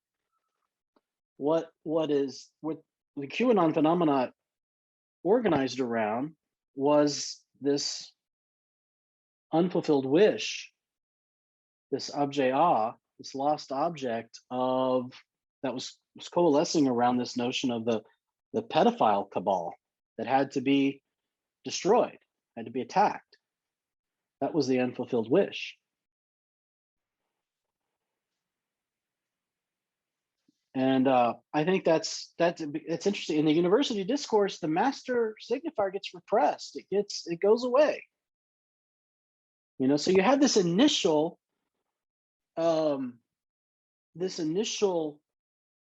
appearance of the master, right? But then the master goes away. And it's interesting, a couple of weeks ago, you guys probably didn't notice it, didn't get the news of it, but Trump had a rally in, I don't remember where it was, Georgia, somewhere in the South, deep Trump country. And in the rally, he starts talking about the vaccine. And he says, you should go get the vaccine. And they started to boo him. Right? So they're starting to boo the master. Right? I was also thinking about, it reminds me, I don't know if anybody here listens to the podcast Chapo Trap House. it's probably not because it's more of an American type thing, but one of the hosts started to do a history of Mormonism in the United States. And Mormonism is a distinctly American religion that develops out of Christianity. Joseph Smith was the one that started this religion. He claims to have had these revelations, and he has this another testament of Jesus Christ, the Book of Mormon. And anyway, as this nascent group of Mormons, they kind of wear out their welcome wherever they go, and they're kind of moving westward through the United States. Joseph Smith starts to, he gets this supposed revelation of where, polygamy is now allowed, and he starts to kind of ruffle some feathers in the community, right? And it develops this splinter group that are now against Joseph Smith. And then ultimately he's shot and killed by opponents. But it's interesting how, even though Joseph Smith, in a way, was at the end of his life, was maligned by people within the community and ultimately is shot and killed, the idea of him as a prophet and his doctrine, the religion that he created, didn't go away. These Mormons that opposed him and thought he had, had fallen away or whatever, they didn't deconvert and go back to whatever Christian religion they had been prior to that. Right? So the master can fall away, can become refuse, whatever. They can boo Trump, but the group will still be there because it's coalesced around something else, and that's the object. Chetan. Just to think aloud on the question of university discourse, and I have not read the Freud discourse in a long time, so ignore my jargon there. I'm just going to point out, in this book also, there's a point at which he talks about that group, in that sense, lacks organization. It becomes a crowd. Remember, there's a point at which he says this.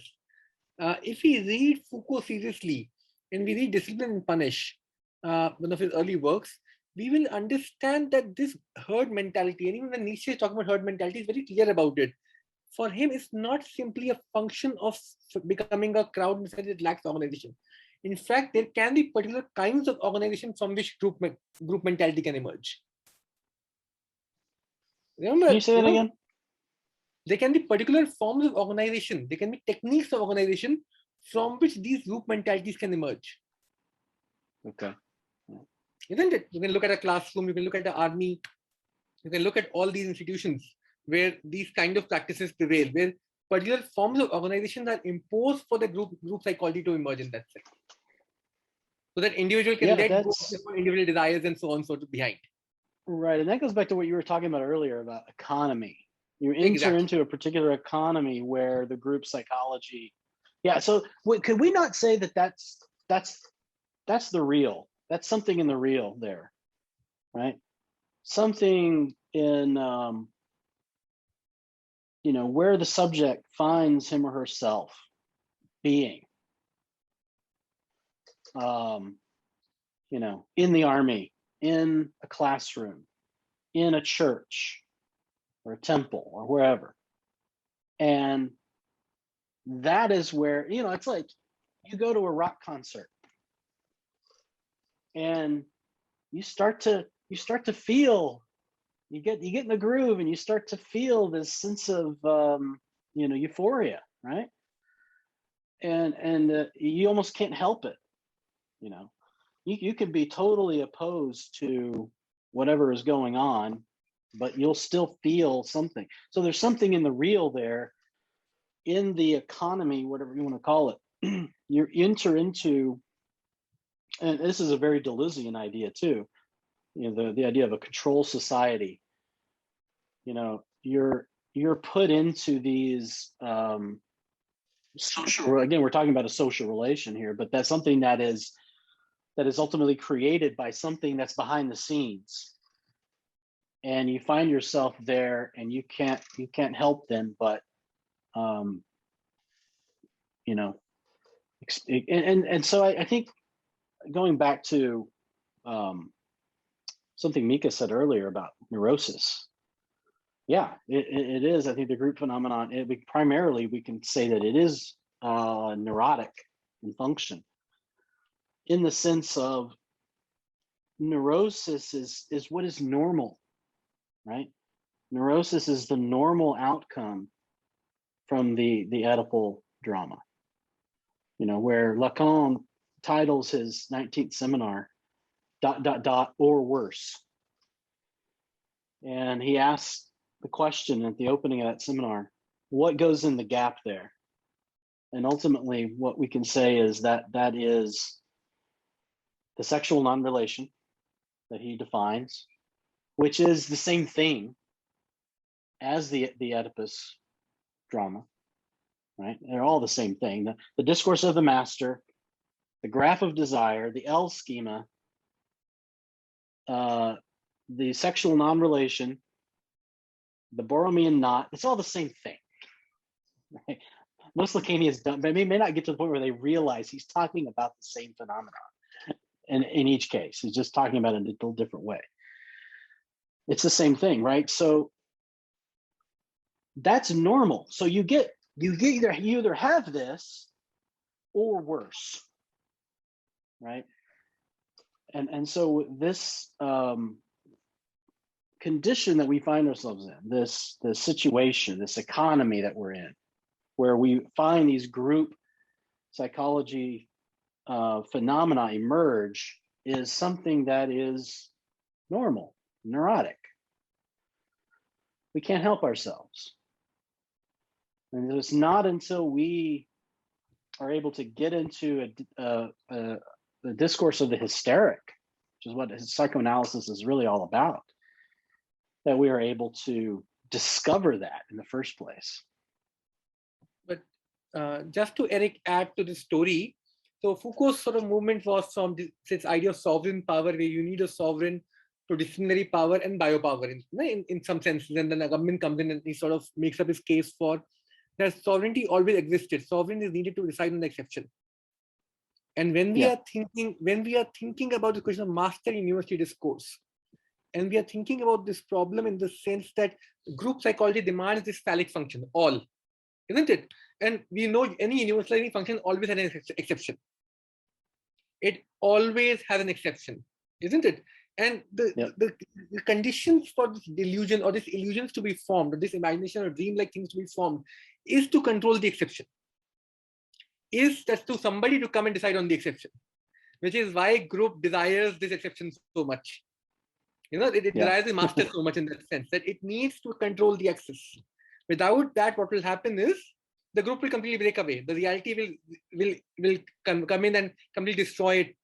It can only function to the point where the real can be, in that sense, barred from hounding it. So on and so forth. There's something we need to think about, and just sort of pointing it. Oh yeah. So what is and that's ultimately what I said at the beginning, is that ultimately a group is something that is phallic in nature, and we can identify that. I think it's on the side of the masculine in the formulas of sexuation. It is a closed universal, and all X are subject to the phallic function, but there is this exception. There's exception there. So the non-group is the not all. It's the feminine. And I think that accords very well with what we find throughout Lacan's late teaching on the sexual non-relation. Mika. Yeah, with regard to the image of Trump getting booed like on the stage, it's really tempting to think of it in terms of fulfillment of a wish, isn't it? that it is a kind of a neurosis even. Like Trump has always been this figure of uncastrated potency, of full male like capability and so on, being able to escape sort of every castrating situation. And it's quite tempting to think of the very phenomenon of group as some kind of castrative function for the individual. And Freud discusses inhibition in this connection, brings into view unconscious, repressed, and everything. But in this connection, it becomes, I think, perhaps too tempting to think of the group and individual in terms of some kind of energy models where some energy truths gets like taken away from the individual, or you have to make some kind of investment somewhere and so on. And some kind of bodily sacrifice or some type of like split of jouissance is a prominent Lacanian theme in the psychoanalytic sphere.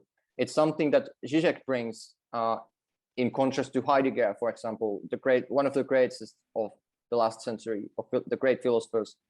Zizek says that this type of like bodily sacrifice that has to be made for entering discourse is something that escapes ultimately Heidegger's view of his return to the origins of the whole symbolic and so on.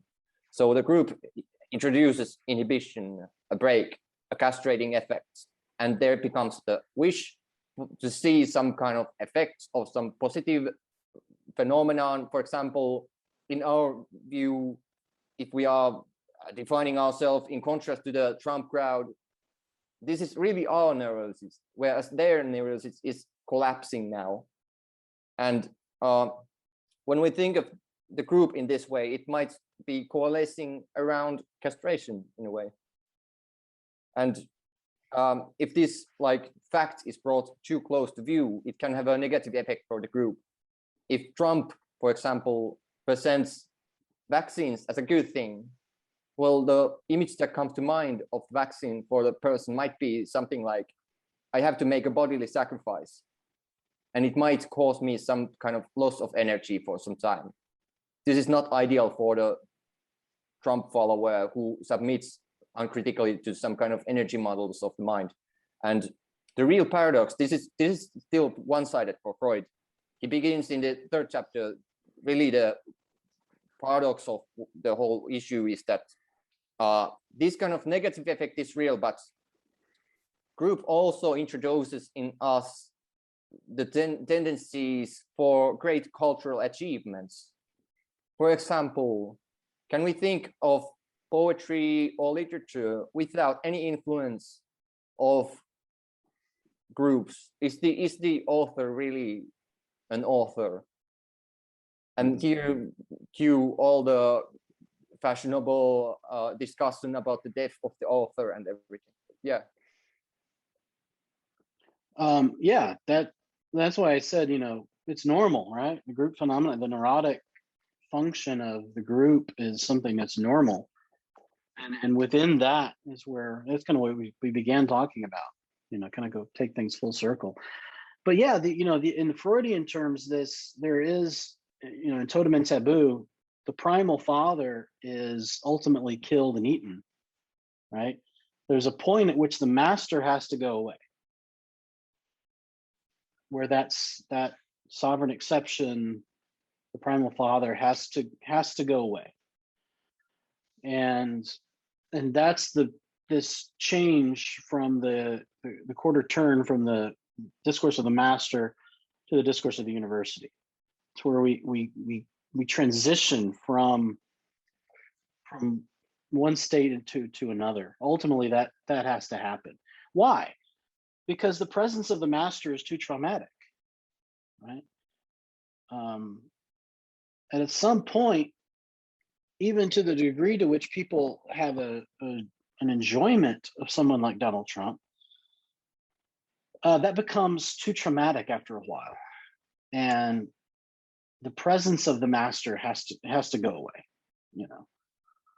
when Joseph Smith starts to want to marry all of the women, he really embodies this primal father. It's very interesting. You read the history of Mormonism. He kind of becomes this primal father. He wants access to all the women, and it causes everybody else to to react against that. So that's definitely an element we need to look for within any group phenomenon. Is what is the place of the master? Is that master still very much apparent, or has it gone away? Has it been repressed? I want to kind of move us along so we can end here in a couple of minutes. I just want to mention briefly on page 80, there is this mention of the magical power of words. And so already we're entering into the realm of the Lacanian instance of the letter, this power of the signifier that makes this cut, that the master signifier that has this, it says here,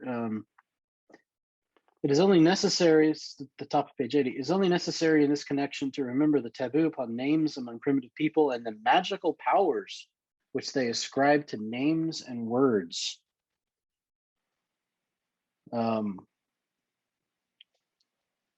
It's interesting how these taboos can become repressed or are repressed signifiers, but yeah, these signifiers, whether it's I don't know, make America great again, or I don't know, whatever else, but they have this power, this almost magical power. And what is that magical power? But it's that the ability of the master signifier to capture desire. And also on page 80, then he says that it brings us into a life of fantasy. We have pointed out, this third paragraph, we have pointed out that this predominance of the life of fantasy and of the illusion born of an unfulfilled wish. So right there, he's talking, he has Lacan's logic of fantasy, formula of fantasy, large subject in relation to l'objet, right? If anyone questions how Freudian Lacan was, he can point it right there. In those very words, he writes the formula of fantasy, the unfulfilled wish, right? And that's what I think is at the center of the group. That's what the group coalesces around. Just briefly going into chapter 3, there's not a lot we need to talk about there. He talks predominantly about McDougall.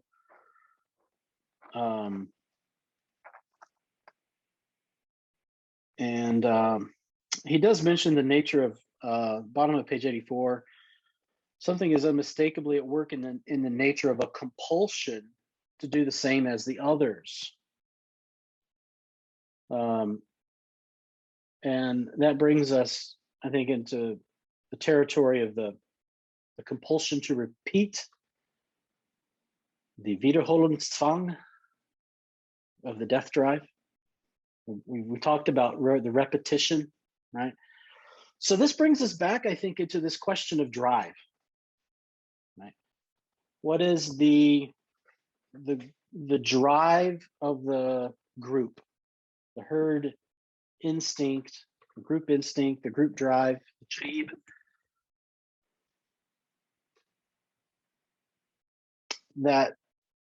That there is, and I think maybe this is how we could really understand the nature of the university discourse as it emerges in the group, that there is this this shift of the objet from something that is given to us by the master, right? In the logic of desire, right? The master tells the slave to produce something, and he does. This is the discourse of the master. And the slave produces this lost object, the objet, what is lost in terms of the master. And that's, I think, is similar to the logic of desire. The big other gives us this desire, inscribes this desire within us to go and produce this lost object. But in the university discourse, the objet changes places. It's now above the bar. And can we not say that that's the logic of the drive, right? So the objet is not something out there attached to a particular something out there that we are driven towards to go and get, but rather in the logic of the drive, it's at the center around which we orbit, and we're constantly missing the object in order to find it again. And this is what happens I think in the group. It gets into a logic of drive in the Lacanian sense, right? Where if you think about QAnon, right, they have this desire to bring down this pedophile ring, but they never do, right? They never do. There's always constantly a missing of that so that they can wait for the next Q drop to appear. Right? In the conspiracy theory, the conspiracy never happens. Why? Because they get their jouissance from constantly being able to prop it up by missing it. In the conspiracy theory, you never want it to actually occur. That would be too traumatic. You always want to miss it because the point is the jouissance that you get from orbiting that. And so when we're talking about group phenomena here, I think we have to be talking about some logic of drive that ultimately gets instated. Mika. Yeah, in the third chapter, Freud begins discussing this type of philosophy of the mind, of some type of organization gets introduced at this discussion of there being some kind of like first there is this unreflected crowd of people. Think of people, for example, getting together, waiting for a bus or a line in a shop. And then there is this other type of group that has some type of ideal or some type of like collective signifier that they operate under, the master or and in this picture that Freud presents from McDougall's what's the book, it's some kind of philosophy of mind or the group mind. Well, it brings really this naive picture, I think, of group and individual. And Freud, in a way, concludes this third chapter in discussing this. Well, it's really good way of formulating this naive view of the group as some kind of like unthinking collective where you can forego your inhibitions and give yourself over to affective processes, to even like go out and hunt with the pack or howl at the moon with the others and so on. So what's in this McDougall's picture, ultimately he gives a kind of like, I think, quasi-Nietzschean view of the group being some kind of like unconscious collective, whereas the individual is the ideal, or the individual or the hero is the model which the group always approximate but never can, since they always rely on some castrative function. But I think this is a kind of naive picture that Freud may even give some nuance to. Yeah, it's it's interesting how there is this movement. I think we've observed this in a lot of different places in our discussion, and I'll try to wrap up things here. We've observed that there's this primitive state where the master appears, the primal horde appears. There's a struggle. There's something that makes a cut. The power of the signifier. All of these different things in this formation of the group. And this involves, I think, what we could call the logic of desire. But then there's a shift. And here in McDougall, we get these 5 principal conditions of the group. But what he's talking about here in these 5 principal conditions, continuity of existence, the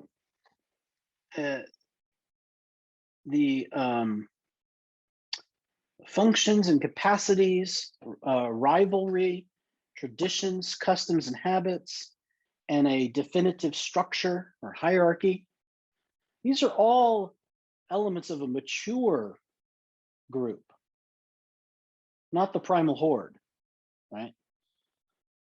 So if we follow totem and taboo, we have the primal father, the horde organizes around him, kills him, and from that is born society, civil society.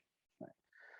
So ultimately, there's this trajectory, I think, where the group appears. It's a flash in the pan. It's a lot of fury and fervor, but it begins to organize, it begins to cool down, begins to coalesce and coagulate into structures, traditions, right?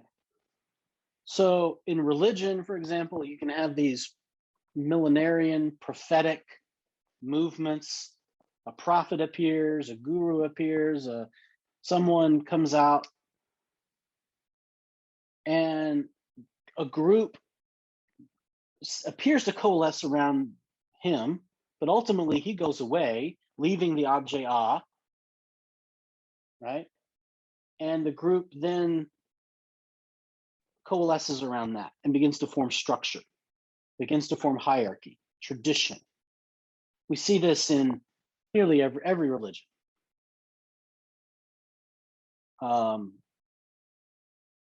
And I think what McDougall here is describing as these principal conditions is something that we observe only in the mature group. So already here, I think we can define not only something structural, neurotic, phallic, masculine, however we want to define it, whatever schema we want to use. But there's a shift, there's a phase shift here. Two movements, two dialectical movements of the group from this initial organizing stage to a structural stage.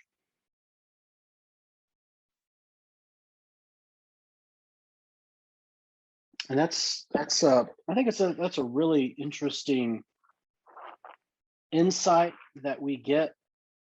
That's that Freud doesn't really spell it out in so many words, but it's there. It's there, but he doesn't describe it. Yeah, what he says against McDougall is that the picture of organization, of gradual organization of groups, which can include these 5 principles and everything. It's a picture that Freud thinks can be kind of turned around, where the kind of underlying or unacknowledged problem consists in how to quote Freud, consists in how to procure for the group precisely those features which were characteristic of the individual and which are extinguished in him by the formation of the group in its early forms. So when we enter into group, the idea is, for McDougall's picture, I think that the individual has to let something go, let his critical apparatus get loose and sort of delve into the affective processes and everything. And the ideal state that the group sort of like tries to bring about is to somehow procure this original state of the individual as some kind of like almost one could say hero or the ideal. But this is too simple-minded a picture for Freud, obviously, I think. Yeah. All right. I think we should end on that. And does anyone else have any comments, summing up, wrapping up here? I think there's a very interesting paragraph on page number 78, which I just wanted to point out quickly. We may not waste time on it, but 79 actually, last paragraph, where he's talking about keeping two things which are contrary to each other in the same place. Yeah. Other features, Yeah. you know, and that's a very interesting. Yeah, please go ahead, Eric. Yeah, go ahead. Yeah, there's a lot we could talk about that.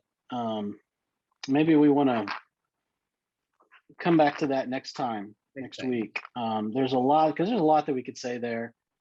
I'll make a note of that because I want to revisit. I really want to revisit that page because I'd even like to talk about the group as the symptom. I agree. I think there's something there, so I'll make a note about that because we can talk about the real there. You know, how does the real appear in the group? Yeah, exactly. Right. The real and the imaginary. That's kind of what I really want to. Yeah. So I'm going to make a note of that so we can give that but more attention next time, more than it deserves right now. So. Right. All right. Well, thank you all for coming. I think it was a really great discussion. I appreciate all of your input and discussion. And we will see you, I guess most of you next Saturday at Cadell's workshop, and then next Sunday. We'll do the next 3 chapters. All right. Oh.